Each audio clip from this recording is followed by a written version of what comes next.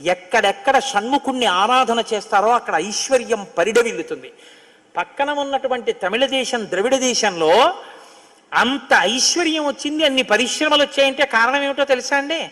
సుబ్రహ్మణ్యారాధన. వాళ్ళు విపరీతమైన సుబ్రహ్మణ్యారాధన చేస్తారు.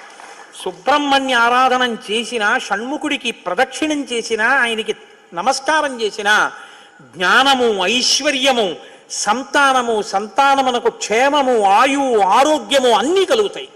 అంత శక్తివంతమైనటువంటి సర్గ ఈ షణ్ముఖోత్పత్తి సర్గ. అందుకే వాల్మీకి మహర్షి ఎప్పుడూ కూడా అసలు ఫలశ్రుతి చెప్పరు. కానీ ఈ షణ్ముఖోత్పత్తి గురించి చెప్పిన తర్వాత, అందుకే షణ్ముఖుడికి ఉన్న గొప్పతనం ఏమిటో తెలుసా అండి? ఆయనకి ఒక గొప్ప విజయాన్ని సాధించాడు షణ్ముఖుడు ఒక్కడే.